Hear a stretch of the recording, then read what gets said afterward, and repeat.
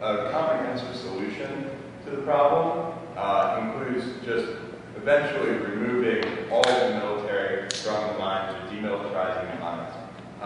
So I'm going to talk now about some of the obstacles to that. And I'm going to look at it in the context of a peace negotiation. So one of the problems in Eastern Congo with fighting these rebel groups, we talked about the area in question is the size of California, but there's only a couple hundred miles of paved roads in the entire country. So it's the perfect condition for an insurgency movement, and the worst conditions in the world to try and fight against an insurgency movement. You have rebels that just kind of hide in the bush, and it's impossible to just completely militarily defeat a rebel group. So this fighting's been going on for 12 years. Eventually, some of the rebel groups want to come into peace negotiations. That's the strategy that the international communities push for in some instances, and what the government's pursuing now is, let's try and negotiate a peace, because we're not going to wipe out every rebel on the ground. So we have negotiations with the rebels. After this happens, there's a couple things that happen to the rebel group itself. A large chunk of it just becomes a part of the National Army, as I was talking about earlier. Some of these aren't even Congolese citizens. They are rebels that were from Rwanda or Uganda or Burundi originally, and the government tries to filter these out and repatriate them back to the country, but it doesn't always work. So you have an attempt to integrate and disarm people from the rebel group, repatriate people who aren't from the Congo back. But there's a lot of problems here. One, the record keeping, as you can imagine, isn't too great. So it's really hard to tell who was a rebel and who wasn't. And there's incentives for the rebel group commanders to say that their national army, there's incentive for the rebel groups to say that they have a lot more people under their control because they get leverage when they negotiate with the government. And they also get a higher rank in the National Army if they come in and say, hey, I am bringing 1,000 rebels in. I'm doing you guys a favor because I'm bringing 1,000 rebels in. I want promotion. So there's all kinds of incentives for the rebel groups to not be forthright in the actual numbers of the members of the rebel group. The other problem is, in the case that I talked about, when the rebel groups integrate in, they're supposed to turn in all of their arms. Because they're becoming a national part of the army, they'll get their weapons there. But as we'll see in the case study, only about half of the people show up with weapons when they're integrated. So half of the rebel group, it's not the case that half of the rebel group just didn't have a weapon to start out with. And you have these stockpiles that are maintained. So if the rebel group actually breaks off from the National Army again, they'll have weapons. So that's a big problem as well. So once this imperfect integration process takes place, you have the rebel integrated army that are now going into military operations against different other rebel groups to try and wipe them out, like the FDLR that was mentioned earlier.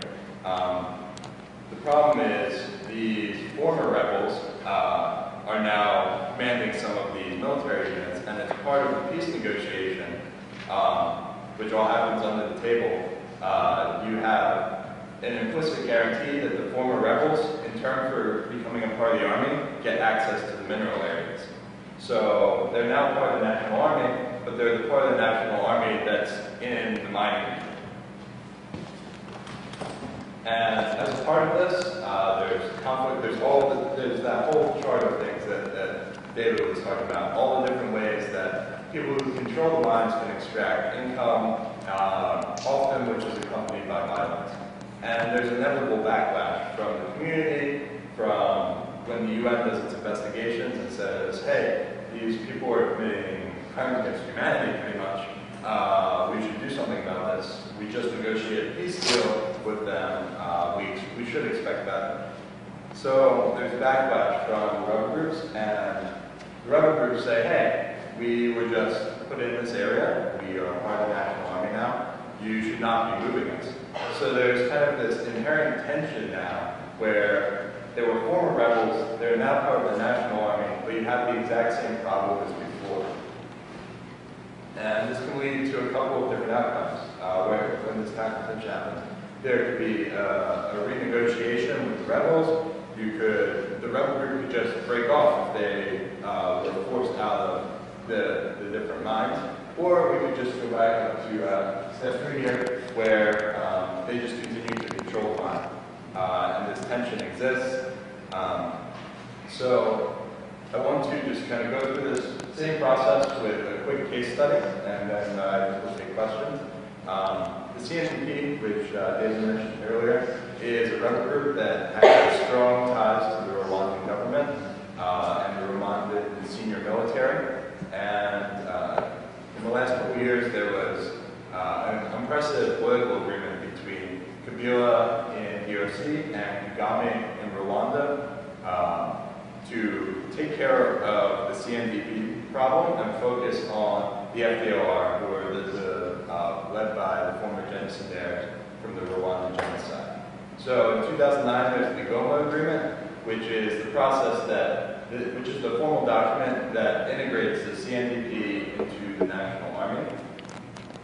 And they then enter into joint military operations with the larger parts of the FARDC. And they now, senior commanders of the CNDP, control the mine that they was referring to earlier, the DCA mine in Walikale. And this is one of the most profitable mines. It's one of the biggest and most profitable mines in the eastern Congo. And during the process of securing this mine, these are the two military operations here. There was all kinds of violence against civilians.